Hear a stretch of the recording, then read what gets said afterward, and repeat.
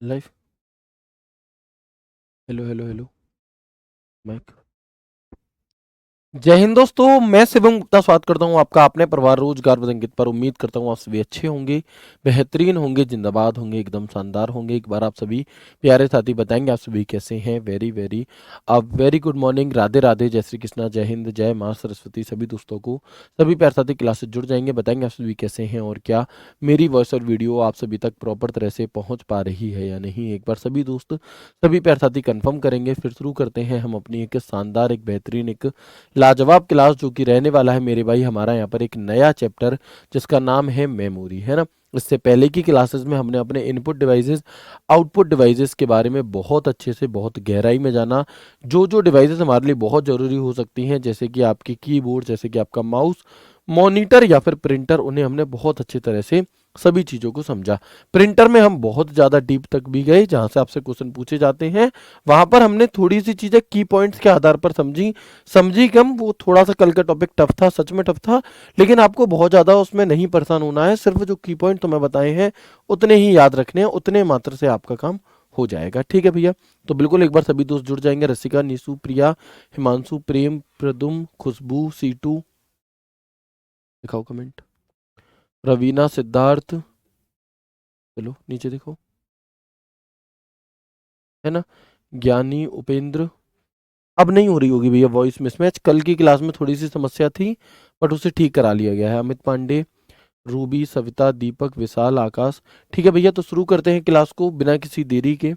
Chapter तो देखो रहने वाला है मेमोरी, लेकिन मेमोरी चैप्टर को शुरू करने से पहले मैं थोड़ी सी बातें दो चीज़ों के बारे में करना चाहूँगा।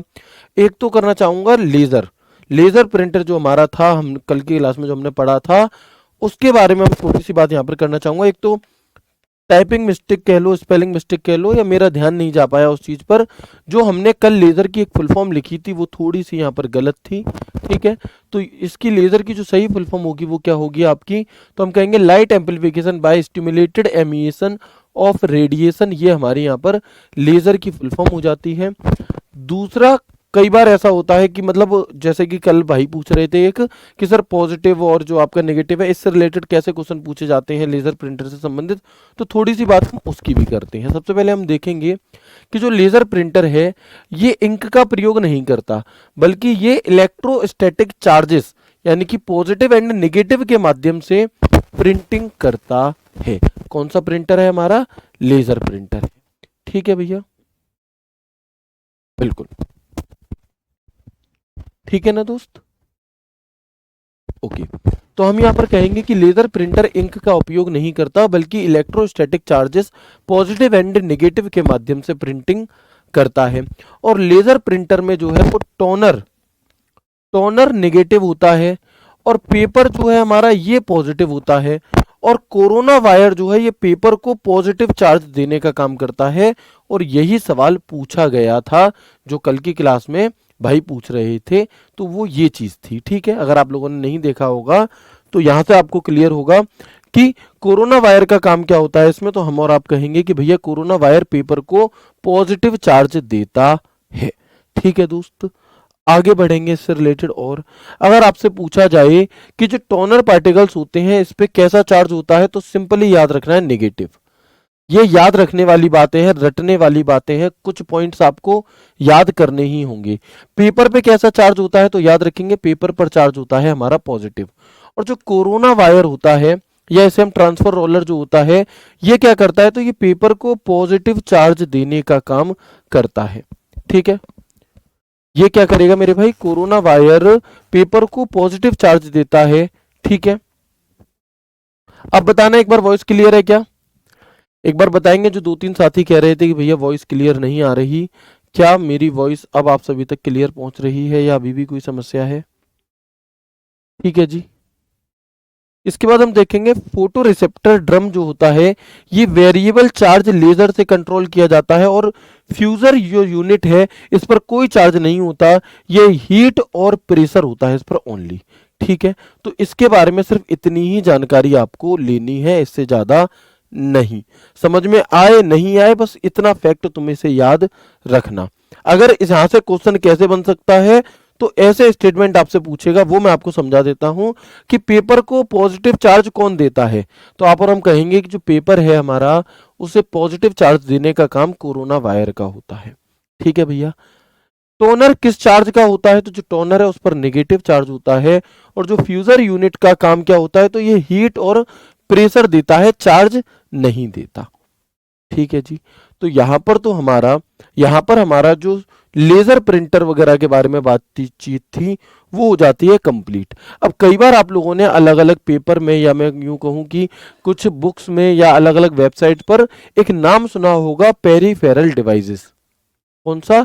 एक नाम सुना होगा आपने, पेरीफेरल डिवाइसेस। अभी हम मेमोरी को शुरू करेंगे, लेकिन उससे पहले हम यहाँ पर एक छोटा सा चैप्टर और है पेरीफेरल डिवाइसेस, उसके बारे में जानेंगे कि ये क्या होता है, कौन कौन सी डिवाइसेस पेरीफेरल डिवाइसेस होती हैं, और कैसे हम इन्हें पता कर सकते हैं कि ये पेरीफेरल है या नहीं है। ठीक है भैया।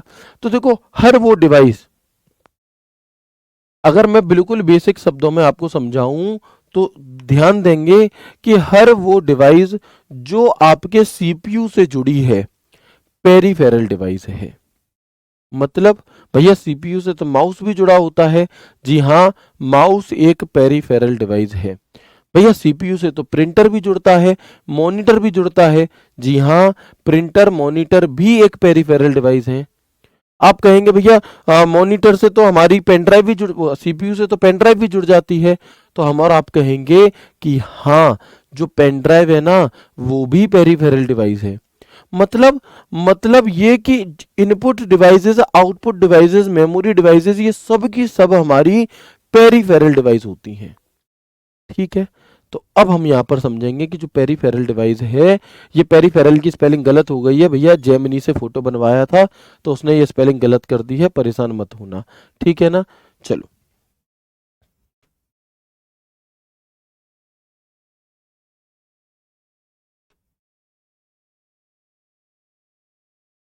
Peripheral device.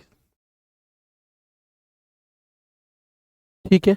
तो अगर मैं बिल्कुल साधारण शब्दों में आपको बताऊं तो हम और आप कहेंगे कि पेरीफेरल डिवाइस एक कंप्यूटर की डिवाइस होती है।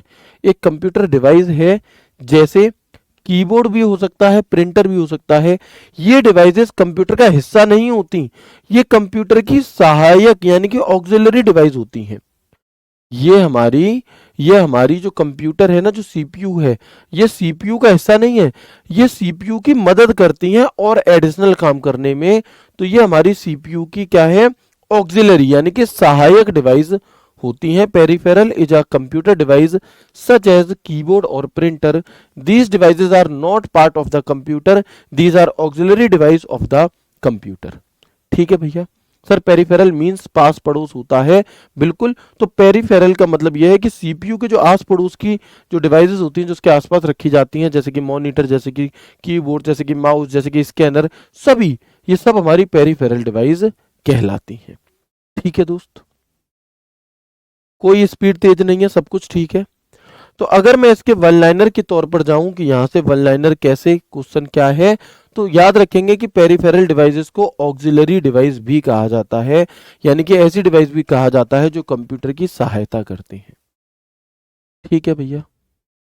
क्या करते हैं? तो हम कहेंगे पेरिफेरल डिवाइसेस को ऑक्सिलरी डिवाइस भी कहा जाता है, सहायक डिवाइसेस भी कहा जाता है। इसके बाद अगर हम देखें, ये डिवाइसेस सीपीयू के बाहर एक्सटर्नल होती हैं, यानी कि ये हमारे सीपीयू के बाहर से जुड़ती हैं, बाहर होती हैं। ठीक है। पेरिफेरल डिवाइस कंप्यूटर की फंक्शनैलिटी को बढ़ाती हैं, उसके फंक्शंस को बढ़ाती हैं, जिससे कि वो हमारा कंप्यूटर और ज्यादा काम कर सके। अगर स्कैनर जोड़ दोगे तो स्कैनर इसके एक पेरिफेरल डिवाइस है, यानी कि अगर आप अपने सीपीयू से स्कैनर को जोड़ोगे तो आपका जो कंप्यूटर है उसका एक फंक्शन बढ़ गया कि अब ये स्कैन भी कर सकता है। अगर आप प्रिंटर जोड़ दोगे तो अब ये प्रिंट भी कर सकता है। अगर आप माइक जोड़ दोगे तो ये माइक की तरह काम करेगा। स्पीकर जोड़ दोगे तो स्पीकर, मतलब आपके फंक्शनैलिटी को बढ़ा रहा है, यानी कि फंक्शंस को बढ़ा रहा है। तो हर वो डिवाइस जो हमारे सीपीयू के, हमारे कंप्यूटर के फंक्शन को बढ़ाती है, पेरिफेरल डिवाइस कहलाती है।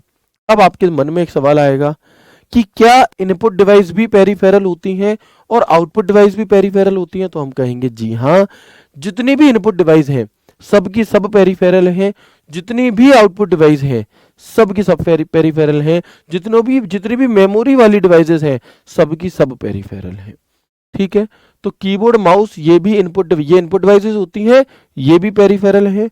मॉनिटर प्रिंटर आउटपुट डिवाइस होते हैं, सब के सब पेरिफेरल हैं। Hard disk pen drive peripheral, ये स्टोरेज डिवाइसेस होती हैं, ये भी हमारी पेरिफेरल हैं। ठीक है भैया, बताएंगे मुझे? ओके। अब बात ये होती है कि अब आप कहेंगे जब सब कुछ पेरिफेरल ही है फिर सवाल किस तरह से पूछा जाएगा। तो आपसे सवाल पूछा जाएगा कि बताओ दिए गए 4 विकल्पों में से कौन सा एक इनपुट पेरिफेरल का उदाहरण है, कौन सा एक आउटपुट पेरिफेरल का उदाहरण है और कौन सा एक स्टोरेज पेरिफेरल का उदाहरण है। कुछ इस तरह से आपसे क्वेश्चन पूछा जाता है ना। तो हमें यहाँ पर पता होना चाहिए, जैसे अगर मैं इनपुट पेरिफेरल डिवाइसेस की बात करूं तो जितनी भी इनपुट डिवाइसेस हमने अभी तक पढ़ी वो सभी की सब इसके अंतर्गत आ जाती हैं। काम खत्म। इनपुट डिवाइस के बारे में तो हम ऑलरेडी पढ़ चुके हैं, है ना। तो जिन पेरिफेरल डिवाइस का प्रयोग कंप्यूटर प्रणाली में डेटा को सेंड करने के लिए किया जाता है, इंस्ट्रक्शंस देने के लिए किया जाता है, वे सभी इनपुट डिवाइस होती हैं, वे सभी पेरिफेरल इनपुट होती हैं। अगर मैं कहूं पेरिफेरल इनपुट डिवाइसेस की या इनपुट पेरिफेरल डिवाइसेस के एग्जांपल कौन से हैं, तो जो जो नाम आपने पढ़े इनपुट डिवाइसेस में वो सब इसके अंतर्गत आ जाएंगे। वो सब मेरे भाई हमारी इनपुट पेरिफेरल के अंदर आ जाते हैं। मैं सारे तो यहाँ पर नहीं लिखने वाला, लेकिन आपको इतने से बात को समझ जाना है ना। इतने से ही आपको बात को समझ जाना है।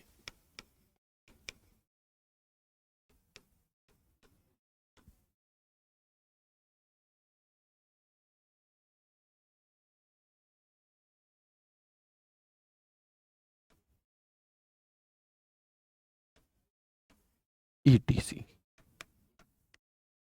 ठीक है।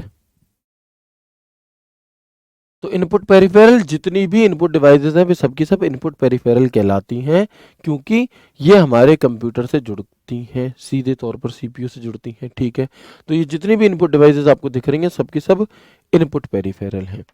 अगर मैं आउटपुट पेरिफेरल की बात करूं तो हर वो डिवाइस, है ना, वे पेरिफेरल डिवाइस जिनका प्रयोग कंप्यूटर सिस्टम से डेटा को प्राप्त करने के लिए किया जाता है, यानी कि आउटपुट को प्राप्त करने के लिए किया जाता है, वे सब आउटपुट पेरिफेरल कहलाएंगी। अब आपने जितनी भी आउटपुट डिवाइसेस पढ़ी हैं वो सब इसका एग्जाम्पल हो जाएंगे आउटपुट पेरिफेरल का। चाहे वो मॉनिटर हो, चाहे वो स्पीकर हो, चाहे वो प्रिंटर हो, प्लॉटर हो, प्रोजेक्टर हो,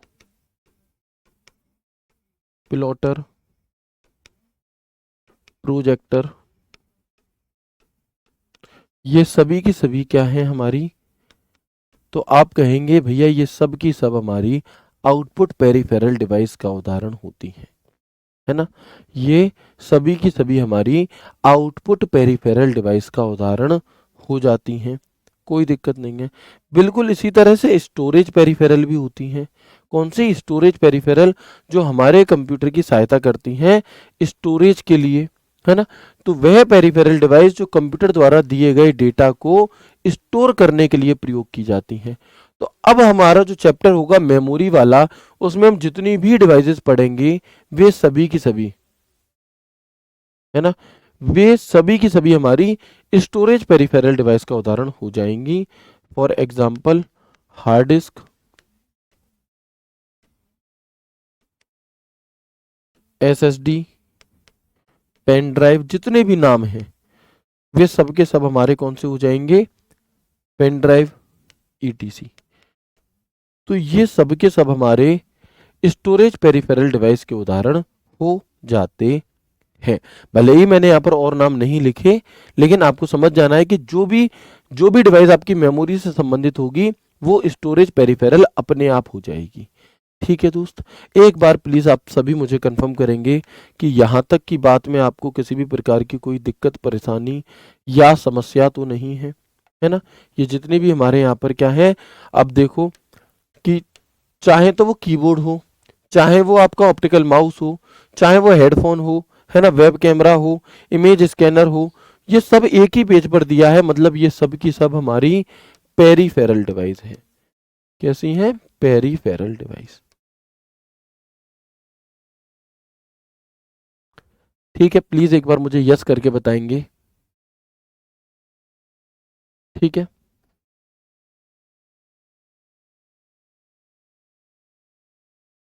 नो प्रॉब्लम,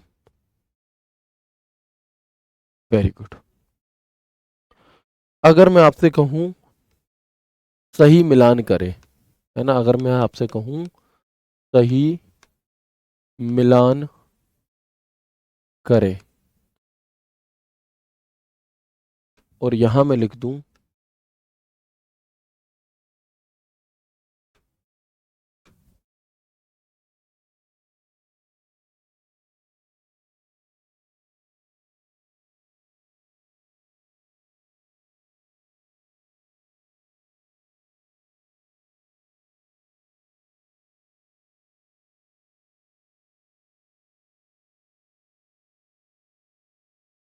और इधर हमने लिखा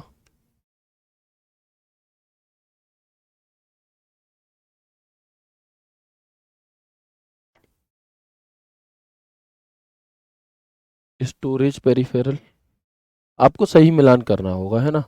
स्टोरेज पेरिफेरल, यहां मैंने लिखा आपका इनपुट पेरिफेरल, इनपुट पेरिफेरल, और यहां मैंने लिखा आउटपुट पेरिफेरल, आउटपुट पेरिफेरल। ठीक है, अब आपको इनका सही मिलान करना है, बताओ। ठीक है, क्या करना है? बिल्कुल। तो हम और आप कहेंगे जो डिजिटाइजर है भैया, ये इनपुट पेरिफेरल का उदाहरण है। ब्रेल रीडर जो है ये आउटपुट पेरिफेरल का उदाहरण है। और जो एसएसडी है हमारी, ये स्टोरेज पेरिफेरल का उदाहरण है। ठीक है दोस्त, बात क्लियर है? चलिए, तो हम क्या कहेंगे कि digitiser input device, Braille reader output device और एसएसडी हमारा स्टोरेज डिवाइस हो जाती है। तो यहाँ पर बस आपको इतनी ही जानकारी हिंट देनी थी, बाकी आप पूरा पेरिफेरल के चैप्टर ऑलरेडी पढ़ चुके हो।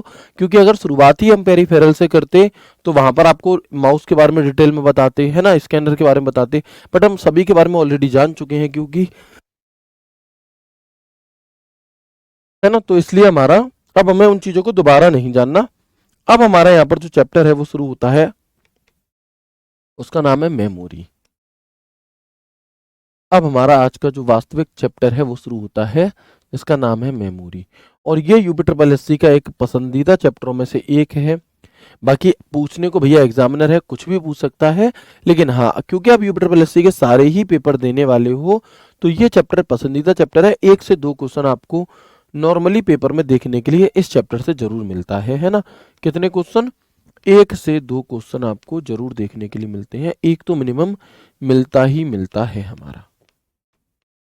ठीक है, तो सबसे पहली चीज ये कि जो मेमोरी है हमारी, ये होती क्या है और इसका काम क्या होता है। जो मेमोरी है हमारी, ये क्या होती है और इसका काम क्या होता है, तो आप और हम समझेंगे यहाँ पर कि कंप्यूटर मेमोरी वह स्थान होता है जहां डेटा, कोई डेटा, निर्देश और परिणाम स्टोर किए जाते हैं। मतलब जैसे अगर हम अपने कंप्यूटर को कोई इनपुट देते हैं, तो कंप्यूटर की मेमोरी में वो इनपुट स्टोर हो जाता है।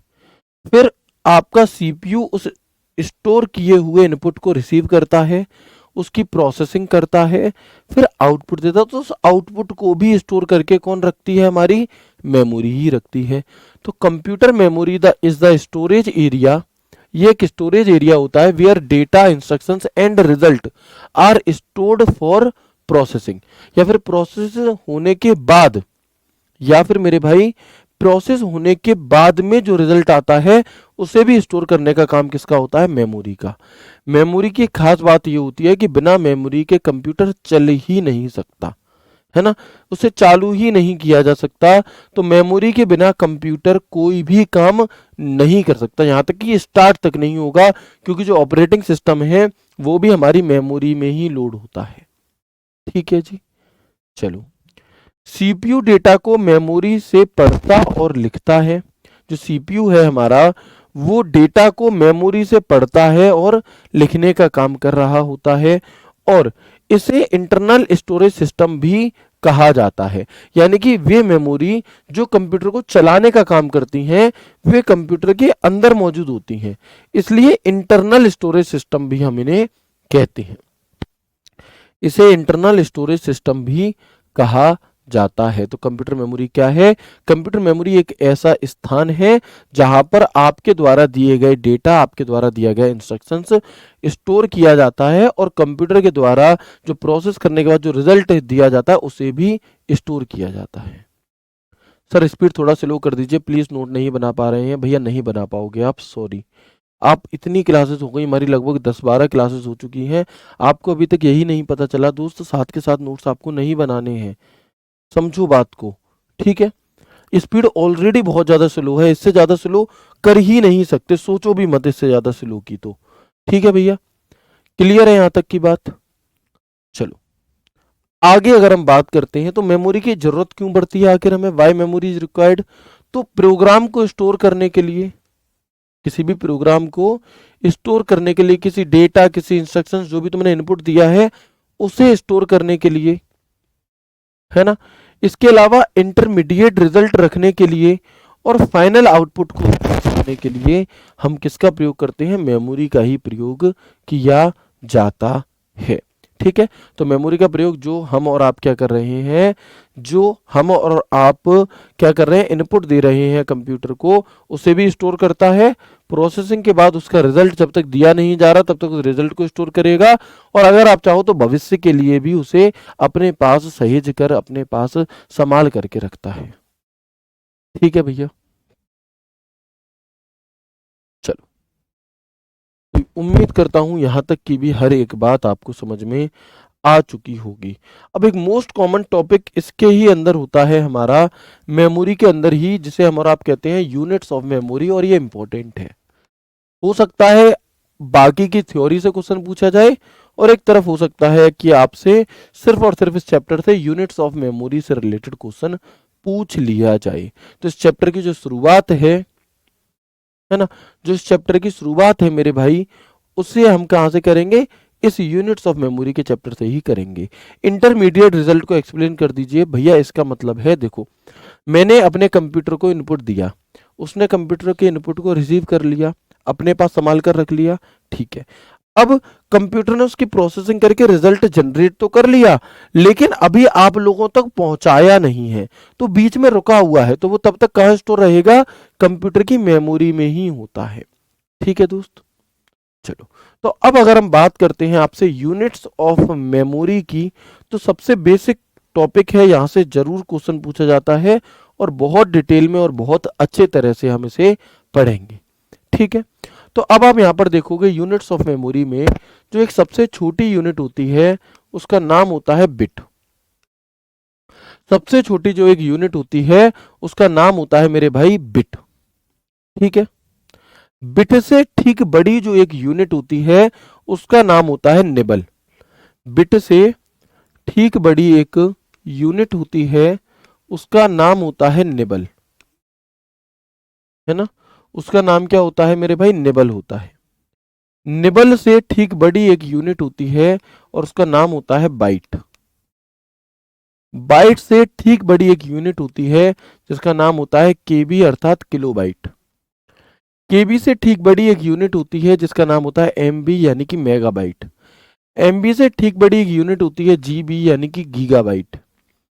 जीबी से ठीक बड़ी एक यूनिट होती है टीबी यानी कि टेराबाइट। टीबी से ठीक बड़ी एक यूनिट होती है पीबी यानी कि पेटाबाइट। पीबी से ठीक बड़ी एक यूनिट होती है जिसे हम और आप कहते हैं ईबी यानी कि एक्साबाइट। एक्साबाइट से ठीक बड़ी एक यूनिट होती है जिसे आप और हम कहते हैं जेडबी यानी कि जेटाबाइट, और इससे भी बड़ी एक यूनिट होती है वाईबी यानी कि योट्टाबाइट। तो ये हमारे यहाँ पर यूनिट ऑफ मेमोरी का एक क्रम होता है। है ना। ठीक है, ये क्या होता है मेरे भाई, ये हमारा यूनिट्स ऑफ मेमोरी का एक क्रम होता है। यहां तक जो योट्टाबाइट है, यहां तक की मेमोरीज अभी यूज हो रही हैं। अगर हम फ्यूचरिस्टिक की बात करें, भविष्य के लिए और बात करें, तो ये यूनिट और भी बढ़ जाती हैं, लेकिन पेपरों में नहीं पूछी जाती, है ना, पेपरों में नहीं पूछी जाती। ठीक है, तो आप देखेंगे यहां पर कि अगर मैं इससे भी बड़ी यूनिट की बात करूं, तो योट्टाबाइट से भी एक बड़ी यूनिट होती है जिसे हम और आप कहते हैं ब्रोंटाबाइट। हो सकता है कुछ बुक्स में आपको ये ना देखने के लिए मिले, है ना, कुछ वेबसाइट्स पर आपको ये ना देखने के लिए मिले और कुछ जगह मिले। और एक होती है हमारी जियोबाइट। ठीक है, तो ये हमारी यहाँ पर कुछ यूनिट्स ऑफ मेमोरी होती हैं, एक होती है ब्रोंटाबाइट और एक होती है जियोबाइट। ठीक है जी। अच्छा, अब इसमें याद क्या रखना है और कैसे रखना है, कैसे यहाँ से क्वेश्चन बनते हैं, उस चीज को यहाँ पर हम समझेंगे। तो हम देखेंगे जो बिट होती है, एक बिट, एक निबल, एक बाइट, एक केबी, एक एमबी, एक जीबी, एक टीबी, एक पीबी, एक ईबी, एक जेट्टाबाइट, एक योट्टाबाइट, एक ब्रोंटाबाइट और एक जियोबाइट किससे मिलकर के बनता है आपका, है ना। ये चीजें किससे मिलकर के बनती हैं, तो याद रखेंगे जो एक बिट होती है आपकी हमारी, ये दो बाइनरी डिजिट 0 और 1 से मिलकर के बनती है। टू बाइनरी डिजिट, इसे दो आधारी अंक भी कहते हैं, क्योंकि हमारा जो कंप्यूटर है वो सिर्फ और सिर्फ एक ही भाषा समझता है, जिसे आप और हम बाइनरी लैंग्वेज कहते हैं। बाइनरी लैंग्वेज में सिर्फ दो ही अक्षर होते हैं, एक 0 और एक 1। जो बाइनरी लैंग्वेज होती है हमारी, उसमें सिर्फ दो ही अक्षर होते हैं, एक 0 और एक 1। तो सबसे छोटी जो यूनिट है हमारी वो बिट है, जो उन्हीं दो बाइनरी डिजिट 0 और 1 से मिलकर के बन रही होती है। इसे दो आधारी अंक भी कहते हैं। ठीक है ना। चलो, अब अगर मैं बात करूं कि एक निबल किससे मिलकर के बनेगा, तो जब ऐसे 4 बिट मिल जाएंगे, जब ऐसे 4 बिट मिल जाएंगे तो एक निबल बनता है ना। अगर हम कहें कि जब ऐसे 4 बिट मिल जाएंगे तो एक निबल बनता है। 4 बिट से मिलकर के क्या बनेगा, एक निबल बनेगा। और जब ऐसे 8 बिट मिल जाएंगे तो एक बाइट बनता है। या फिर जब ऐसे दो निबल मिल जाएंगे तब एक बाइट बनेगा। एक बाइट में कितने बिट होते हैं, तो हम और आप याद रखेंगे कि एक बाइट में हमारे 8 बिट होते हैं, या ये मैं ये कह सकता हूं कि एक बाइट में दो निबल होते हैं। ठीक है, यहां तक भी कोई दिक्कत नहीं है। एक केबी, एक केबी में अगर मैं बात करूं आपसे कितने बाइट होते हैं, एक केबी में बाइट कितने होते हैं, तो याद रखेंगे यहां से सिलसिला शुरू होता है 1024 का। 1024 बाइट। एक केबी में कितने बाइट होते हैं, तो 1024 बाइट होते हैं। और अगर मैं कहूं इस 1024 को हम और आप 2 की पावर 10 बाइट भी लिख सकते हैं। इसे हम और आप 2 की पावर 10 बाइट भी लिख सकते हैं। ठीक है, ओके। अब अगर मैं बात करता हूं एक एमबी की आपसे, तो एक एमबी किससे मिलकर बनेगा, 1024 और एमबी के ठीक पीछे वाला यूनिट, यानी कि 1024 केबी से मिलकर के एक एक एमबी हमारा बनता है। ठीक है, एक जीबी किससे मिलकर के बनेगा, एक जीबी, तो वही 1024 का 1024 ही रहेगा, और ठीक पीछे वाली यूनिट यानी कि 1024 एमबी से मिलकर के बनेगा। अब एक टीबी किससे मिलकर बनेगा, तो सेम 1024 का 1024 और टीबी के ठीक पीछे वाली यूनिट यानी कि एक जीबी से मिलकर बनेगा। एक पीबी किससे मिलकर बनता है, तो हम और आप कहेंगे कि 1024 और ठीक पीछे वाली यूनिट टीबी के पीछे वाली यूनिट यानी कि पीबी के पीछे वाली यूनिट यानी कि एक टीबी से मिलकर के बनता है। एक ईबी किससे मिलकर बनेगा, तो 1024 और ईबी के ठीक पीछे यूनिट पीबी से मिलकर बनता है। एक जेट्टाबाइट मिलकर किससे बनेगा, तो हम और आप कहेंगे कि एक जेट्टाबाइट 1024 एक्साबाइट से मिलकर के बनता है, एक्साबाइट से मिलकर के बनता है। और अगर मैं बात करता हूँ एक योट्टा बाइट किससे मिलकर बनेगा, तो 1024 जेट्टा बाइट से मिलकर के हमारा बनेगा। ठीक है, एक ब्रोंटा बाइट किससे मिलकर के बनता है, एक ब्रोंटा बाइट, तो जो एक ब्रोंटा बाइट है ये 1024 योट्टा बाइट से मिलकर के बनता है। और जो बचा हमारा एक जियोप बाइट, तो ये किससे मिलकर के बनेगा, 1024 ब्रोंटा बाइट से मिलकर के बनेगा।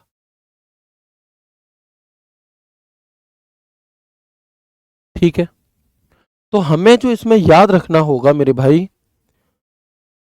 हमें जो यहां पर याद रखना होगा वो कौन सा होगा मेरे दोस्त, हमें यहां पर बस इसका क्रम याद रखना है, बाकी 1024 का सिलसिला चालू हो जाता है, वही चलता रहता है।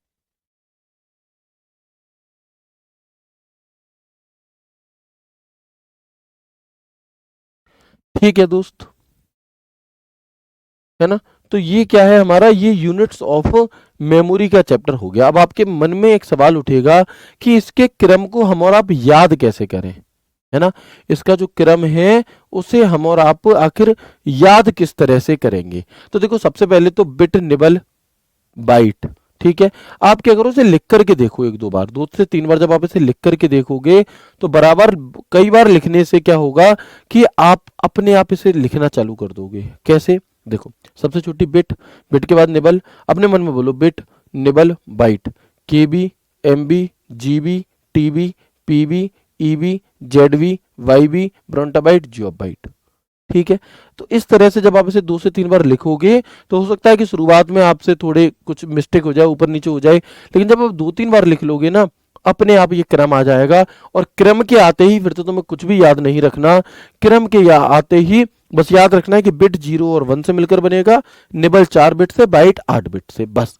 इसके बाद जो आगे का सिलसिला है वो 1024 का चालू हो जाता है ना। इसके बाद जो आगे का सिलसिला है हमारा वो 1024 का शुरू हो जाता है और फिर कंटिन्यू यही चलता रहता है ना। कि फिर ठीक पीछे वाली यूनिट और 1024, ठीक पीछे वाली यूनिट कोई सी भी पूछ ले इनमें से, आपको क्या करना है कि ठीक पीछे वाली यूनिट और 1024 को लिख देना है। ठीक है भैया, चलो। अच्छा, इसके अलावा ये तो हो गई बिल्कुल बेसिक बात। मैंने आपसे एक बात कही कि जहां भी तुम्हें 1024 बाइट लिखा हुआ मिले, जहां भी आपको 1024 बाइट लिखा हुआ मिले, वहां समझ जाना कि 2 की पावर 10 लिख सकते हो। क्यों, क्योंकि देखो यदि आप 2 का गुणा लगातार 10 बार करते हो,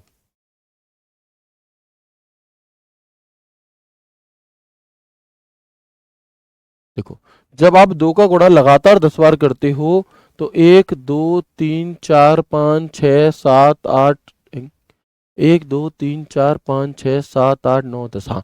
तो 2 दूनी 4 दूनी 8 दूनी 16 दूनी 32 दूनी 64 दूनी 128 दूनी 256 दूनी 512 दूनी 1024, यानी कि मैं ये कह सकता हूं कि 2 की घात 10 बराबर 1024 होता है।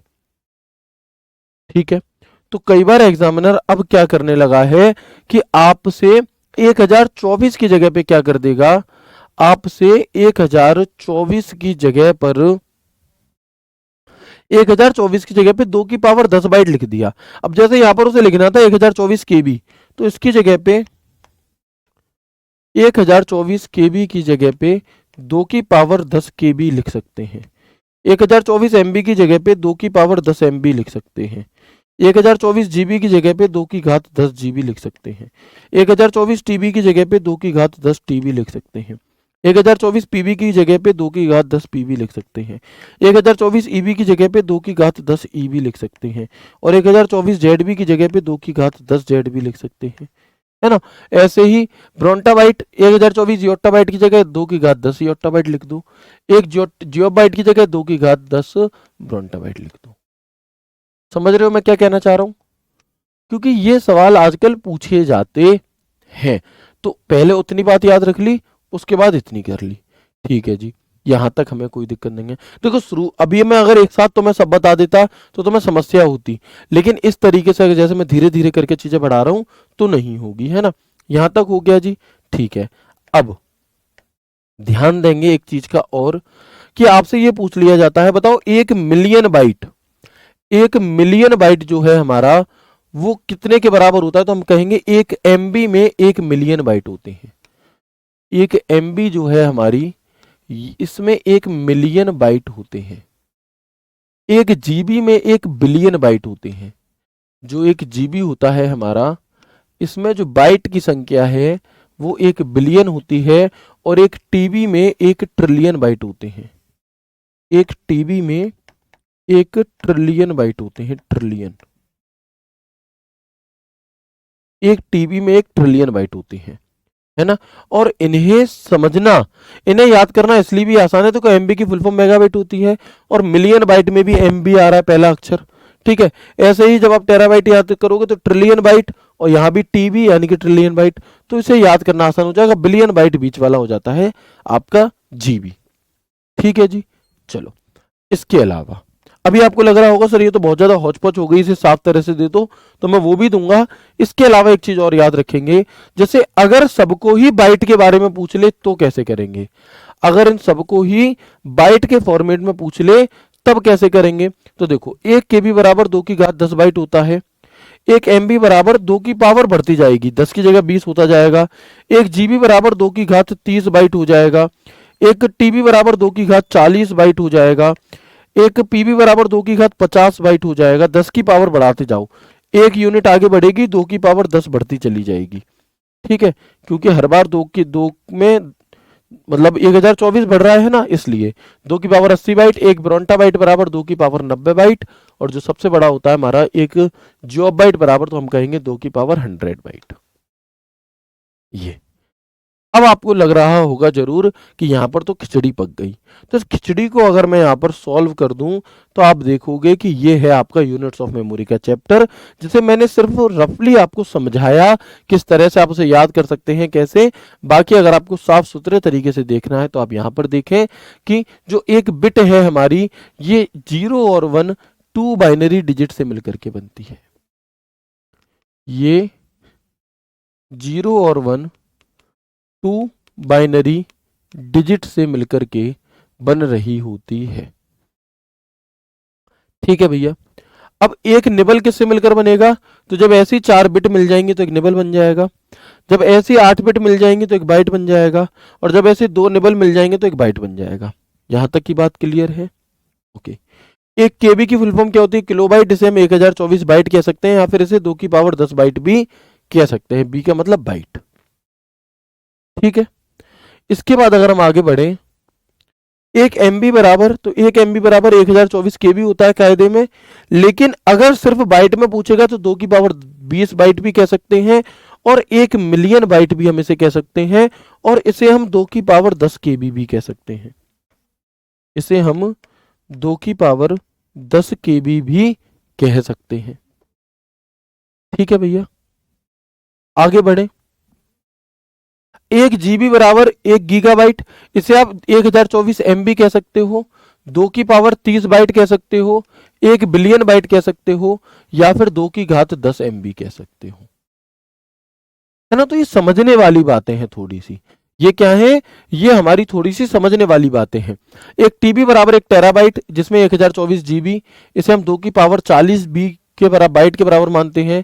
1 ट्रिलियन बाइट होते हैं 1 TB में, और इसे मैं 2 की घात 10 GB भी कह सकता हूं।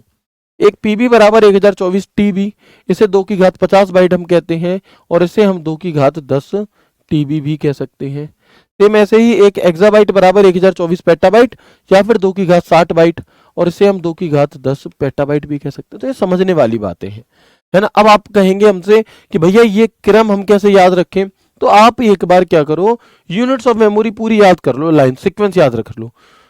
जो हमारा केबी होगा वो 2 की घात 10 से शुरू होगा, उसके आगे पे 10 की पावर बढ़ाते चले जाओ, 2 की घात 20 MB पे, 2 की घात 30 GB पे, 2 की घात 40 TB पे, 2 की घात 50 PB पे, तो अपने आप बनती चली जाएगा सीक्वेंस, है ना। अपने आप सीक्वेंस बनता चला जाएगा, ठीक है। सर जी 1000 के फॉर्म में भी डेटा 1024 के अलावा पेपर में कहीं कहीं, हाँ, अप्रोक्सीमेशन के साथ जब हम आते हैं तो वो 1000 भी मान लिया जाता है। जैसे हम कह रहे हैं 1 MB में 1 मिलियन बाइट है। अब 1 मिलियन का मतलब क्या होगा, जब आप 1024 गुणा 1024 करोगे तो 10 लाख कुछ वैल्यू आएगी, तो उसे फिर 1 मिलियन बाइट अप्रोक्सीमेशन में कह दिया जाता है, ठीक है दोस्त। चलो ठीक है, तो यहां तक की बात क्लियर हो गई। लेकिन इसमें एक विशेष बात आपको जो ध्यान देने योग्य है वो ये है कि आपके अभी तक जो एग्जामिनर हैं वो सिर्फ और सिर्फ योट्टा बाइट तक ही चीजें पूछते हैं। उन्होंने अभी तक कभी भी ब्रोंटा बाइट या जियोब बाइट को नहीं पूछा, क्योंकि ये प्रैक्टिकल तौर पर अभी तक आई नहीं है, ये सिर्फ कागजों पर ही है। इतनी बड़ी यूनिट में अभी तक डेटा को नहीं यूज में लिया जाता। ठीक है, तो अगर आपसे ये पूछा जाए कि देखो जो जियोब बाइट है और जो ब्रोंटा बाइट है ये थियोरेटिकल इमेजिनरी टर्म्स हैं अभी, जबकि सबसे बड़ी मान्य जो मेमोरी इकाई होगी वो योट्टा बाइट होगी। ध्यान देने योग्य बात है। अगर आप देखोगे इन सब में से तो कायदे में जो सबसे बड़ी है वो तो जियोब बाइट है। कायदे में जो हमने पूरा सीक्वेंस पढ़ा, जो हमने सबसे छोटी यूनिट बिट से लेकर के सबसे बड़ी यूनिट तक हम गए, उसमें सबसे बड़ी जियोब बाइट है। लेकिन यहां पर एक टर्म लगा दी गई कि जियोब बाइट और ब्रोंटा बाइट ये थियोरेटिकल इमेजिनरी टर्म्स हैं, इनका यूज भविष्य में किया जा सकता है। लेकिन अभी जो प्रेजेंट में सबसे ज्यादा सबसे बड़ी मान्य जिसे मान्यता प्राप्त है वो जो मानी जाती है वो योट्टा बाइट है। तो अगर आपसे पूछा जाए कि बताओ आपकी सबसे बड़ी यूनिट हमारी कौन सी होती है, तो वैसे अगर देखोगे यूनिट ऑफ मेमोरी में तो जियोब बाइट होती है। अगर ऑप्शन में मान्यता प्राप्त वगैरह कुछ भी नहीं लिखा और जियोब बाइट तुम्हें ऑप्शन में दिया है तो निश्चित तौर पर आप उसे लगाओगे। लेकिन अगर ऑप्शन में नहीं दिया और ऑप्शन में दिया है लेकिन ये लिखा है कि मान्यता प्राप्त कौन सी है, तो आप योट्टा बाइट को सबसे बड़ी लगाएंगे, है ना। तो ये छोटे छोटे टर्म्स में कंफ्यूजिंग वाले पहले ही क्लियर करते चलता हूं, और इनका उद्देश्य ये नहीं है कि तुम्हें और ज्यादा कंफ्यूजन में लाने का। इनका उद्देश्य ये है कि अगर तुम कभी कोई सवाल देखो तो वहां पर कंफ्यूज ना हो, इसलिए पहले से ही ये फैक्ट मैं आपको बता देता हूं। ठीक है भाई, तो ये जो पूरी टर्म है ये मैंने एक शॉर्ट फॉर्म में एक टेबल के माध्यम से भी यहां पर दे दी है। देखो, अब आप में से कुछ दोस्त कहेंगे कि इन्हें याद करने की कोई ट्रिक नहीं है क्या? तो भाई ट्रिक हो सकती है, लेकिन मेरी मानो तो ट्रिक मत याद करो, क्योंकि ट्रिक क्या है कि कुछ समय के लिए ही याद होती है हमें और फिर हम उन्हें कहीं ना कहीं भूलने लगते हैं। Bit 4 bit 1 nibble, 8 bit 1 byte, 1024 1 kilobyte, 1024 1 megabyte, 1024 1 gigabyte. तो ये हमारा एक ये हो गया। अब फिर भी अगर कुछ दोस्तों को ट्रिक चाहिए कि नहीं हमें तो आप एक बार ट्रिक बता दो, है ना सर दोनों ऑप्शन में हो, तो बहन मैंने आपको बताया कि अगर दोनों ऑप्शन में है तो सवाल की लैंग्वेज पर निर्भर करेगा। अगर सिर्फ ये पूछा है कि दिए गए 4 विकल्पों में से कौन सी सबसे बड़ी यूनिट है तो जियोब बाइट लगाओगे। लेकिन अगर वहां पर यह लिख दिया गया कि दिए गए 4 विकल्पों में से कौन सी मान्यता प्राप्त सबसे बड़ी यूनिट है, तो भले ही जियोब बाइट बनी रहे लेकिन मान्यता जो मिली है वो किसे मिली है? वो मिली है मेरे भाई किसे? योट्टा बाइट को। ये बिल्कुल वैसे ही है जैसे किसी घर में 2 शादियां हुई, एक तो लव मैरिज वाली और एक अरेंज मैरिज वाली। लव मैरिज वाला भैया पहले शादी हो गई, अरेंज मैरिज वाली बाद में। लव मैरिज वाली बड़ी है और अरेंज मैरिज वाले छोटे हैं, लेकिन ससुराल वाले जो ज्यादा इज्जत देते हैं वो कैसे देते हैं? वो मान्यता प्राप्त वाले को देते हैं, वो अरेंज मैरिज वाले को ज्यादा इज्जत देने लगते हैं, है ना। तो समझ गए बात यहाँ पर? ओके अगर वैसे कोई उनसे पूछेगा कि तो बताओ इनमें से तुम्हारा सबसे बड़ा दामाद कौन सा, तो भैया ये है ना, नाक मुंह सिकोड़ करके कहेंगे कि ये है, ठीक है। लेकिन अगर मान्यता प्राप्त के दर्जे से देखोगे तो फिर भैया वो है ना। तो इससे मैं उम्मीद करता हूं आपको चीजें समझ में आ गई होंगी। चलो अब अगर मैं एक बार आपको ट्रिक के बारे में बता दूं, बहुत अच्छी ट्रिक तो नहीं है लेकिन फिर भी, बीना नानी बाबू को मीठा गुलाब तोहफा पहुंचे एक जबरदस्त याद, नहीं बनी बात, है ना। फिर भी जिसे भी याद करना, बीना से बिट, नानी से निबल, बाबू से बाइट, के से किलोबाइट, एम से मेगाबाइट, जीबी से गीगाबाइट, तोहफा से टेराबाइट, पीबी से पहुंचे से पेटाबाइट, ए से एक्साबाइट, जबरदस्त से जेटाबाइट और याद से योट्टाबाइट। इंग्लिश में थी वैसे 1-2 ट्रिक इंग्लिश में भी होती है, बट इंग्लिश को तुम नहीं याद रख पाओगे तो देख लो, अपनी अपनी अलग अलग ट्रिक्स होती हैं। मेरी मानो तो ट्रिक को याद मत करो, है ना, ठीक है। मेरी मानो अगर आप तो ट्रिक याद मत करो, डायरेक्टली चीजों को समझो। अब ये क्वेश्चन आपका यूपी के प्रीवियस ईयर में पूछा गया है। मैं चाहूंगा यूनिट्स ऑफ मेमोरी के इस क्वेश्चन का उत्तर आप लोग खुद से दें मुझे। हाँ बिल्कुल हो सकता है ना। प्रिया एक बहन है, उन्होंने बहुत अच्छा सवाल पूछा है कि सर क्या हम केबी बराबर 8192 बिट कह सकते हैं? क्या हम केबी बराबर 8192 बिट कह सकते हैं? बिल्कुल कह सकते हो। क्यों? क्योंकि केबी में 1024 बाइट होते हैं और एक बाइट में 8 बिट होते हैं। तो जब आप 1024 का गुणा 8 में करोगे तो यह 8192 बिट हो जाएगा। बिल्कुल। तो ऐसे आपको खुद से कैलकुलेशन करनी पड़ सकती है। मैंने तुम्हें पढ़ाया है कि 1 MB में 1024 KB होते हैं, बट वो तुमसे 1 MB की जगह 11 MB पूछ ले, तो भाई 1024 का गुणा 11 में करके जो आंसर आएगा वो हो जाएगा, है ना। अब इस सवाल को देखो, एक बिट, अब ध्यान से देखना, सवाल बड़ा है, थोड़ा टफ है, लेकिन अगर ध्यान से करोगे तो समझो। देखो, एक बिट 8 बिट से मिलकर बना किसी अक्षर या छोटे अक्षरों को दर्शाने के लिए, तो हम कहेंगे जी हाँ, जो एक बिट है ये 8 बाइट के 8 सॉरी, यहां पर मैंने मिस्टेक कर दी। जो 8 बिट के बराबर क्या होता है, एक बाइट होता है, यानी कि हम कहेंगे आंसर वो होगा जिसमें दूसरे का ए हो। आंसर वो होगा जिसमें दूसरे का ए दिया हो, तो ना तो ये हो सकता, ना ये हो सकता, ना ये हो सकता। तीन ऑप्शन यहां से देखते ही एलिमिनेट हो गए। ठीक है, बिट के लिए हम क्या देखेंगे कि बिट सूचना की सबसे छोटी इकाई होती है, दो आधारी 0 और 1 को दर्शाती है, यानी कि पहले का होगा ई, पहले का ई होना चाहिए और दूसरे का ए होना चाहिए। तो अपने आप ही ऑप्शन यहां पर हमारा एलिमिनेट हो चुका है। सर 1 TB में 2024 GB क्यों लिखा है, कहां पर? अच्छा, ये बाय मिस्टेक हो गया होगा, ये भैया एआई महाराज हैं, गलती कर देते हैं, इसे 1024 ही कर लो। ठीक है, 1024 ही है। चलो, तो आंसर तो आपका आ चुका है हालांकि, लेकिन और फिर भी अगर और आप देखना चाहो, अब एक केबी किससे मिलकर बनेगा, तो एक केबी 1024 बाइट से मिलकर बनेगा, यानी कि तीसरे का बी होना चाहिए। एक जीबी किससे मिलकर बनेगा, 1024 MB से मिलकर बनेगा, और एक यहाँ पर 2 बार जीबी जीबी दे दिया गया है, इस वाले को MB कर लो, इसमें से एक को क्या कर लो मेरे भाई आप, जस्ट 1 मिनट रुकेंगे, यहां और ये जाएगा यहां, 5वें का डी, इसे 1 GB की जगह MB कर लो। ठीक है ना, अब आप देखें, तो इसका उत्तर क्या हो जाएगा हमारा, ऑप्शन बी यहां पर इसका बिल्कुल सही उत्तर हो जाएगा। टाइम 2 टाइम जीबी हो गया है, जबकि MB होना चाहिए था, मेगाबाइट होना चाहिए यहां पर, क्योंकि 1024 KB से मिलकर 1 मेगाबाइट बनता है। ठीक है, चलो, अगर मैं अब इस यूनिट्स ऑफ मेमोरी के कुछ और क्वेश्चंस आपको 2 मिनट में स्पीड में करा दूं तो क्या होगा, आंसर बताएं।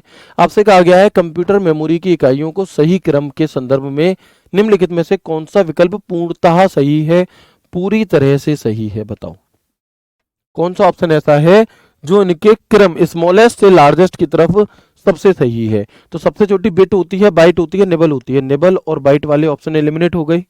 ठीक है, बिट के बाद बाइट आता है या निबल आता है, आप कहोगे बिट के बाद निबल आता है, तो बाइट वाला ऑप्शन एलिमिनेट हो गया, bit nibble byte KB MB, option C is the right answer. अगला क्वेश्चन क्या कह रहा है, इन्हीं चीजों को मिलाकर एक बड़ा और कठिन सवाल बना दिया जाता है। ठीक है, इन्हीं, जैसे अभी हम सरल सवाल कर रहे हैं, आप कहोगे इतना सरल नहीं आता, मैं जानता हूं इतना सरल नहीं आता, लेकिन इन्हीं सवालों को, जब आप इन छोटे छोटे 4-5 सवालों को जानोगे ना, इन्हीं को जोड़ करके एक बड़ा स्टेटमेंट वाला सही मैचिंग वाला सवाल बना दिया जाता है। यदि किसी मेमोरी की क्षमता 1 MB है तो यह निम्नलिखित में से किसके बराबर होगी, 1 MB है तो यह हमारी 1024 KB के बराबर होगी। निम्नलिखित में से कौन सी मेमोरी इकाई सीधे तौर पर 0 और 1 को दर्शाती है, केवल कौन सी यूनिट ऐसी है जो 0 और 1 को दर्शाती है, तो आप बड़े ही प्यार से कहेंगे कि भैया जो बिट है ये 0 और 1 को दर्शाती है। यदि किसी फाइल का आकार 2048 KB है तो वह लगभग कितने MB की है, बताओ, बताएंगे आंसर क्या होगा इसका, थोड़ा सा दिमाग लगाना पड़ेगा।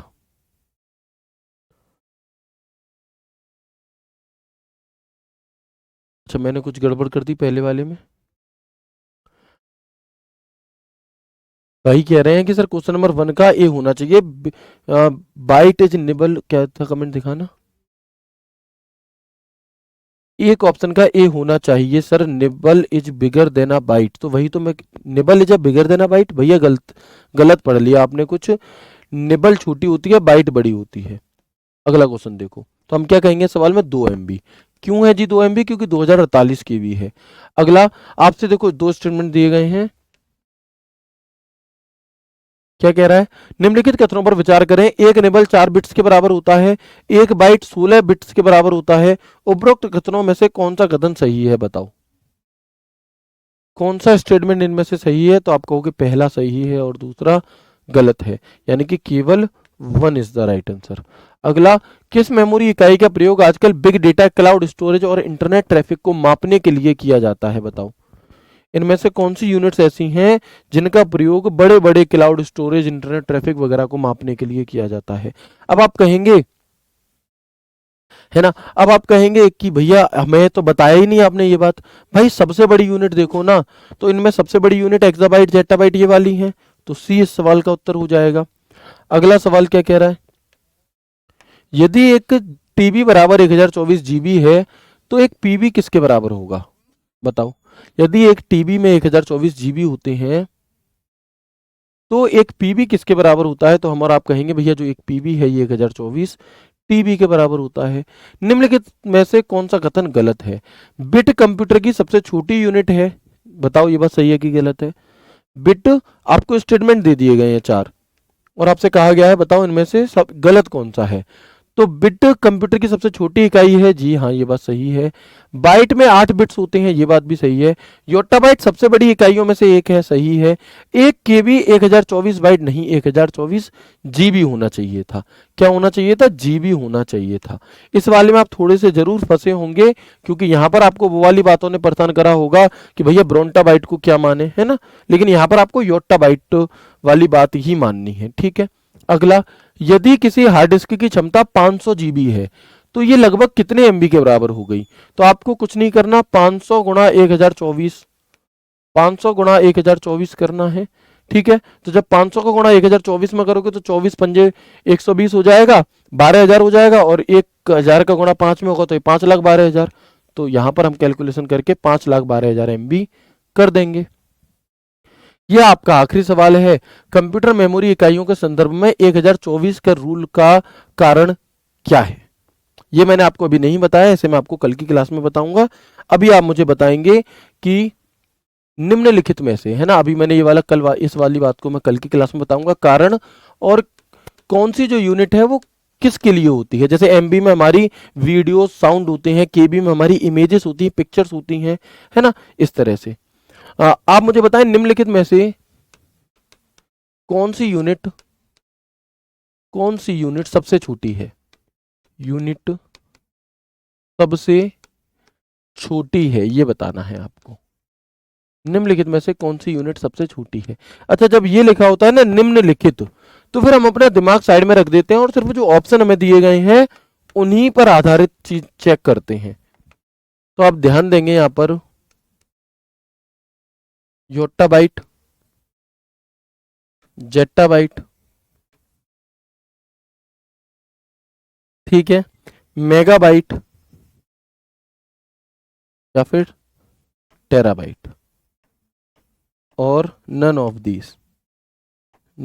दी एबव, ठीक है। इनमें से हमारी सबसे छोटी यूनिट कौन सी है, ये आपको होमवर्क में बतानी है, ठीक है दोस्त। आपको आज की क्लास कैसी लगी, सभी चीज़ें आपको अच्छे से समझ में आई या नहीं आई, इसी वीडियो के नीचे कमेंट बॉक्स में कमेंट करके बता सकते हैं।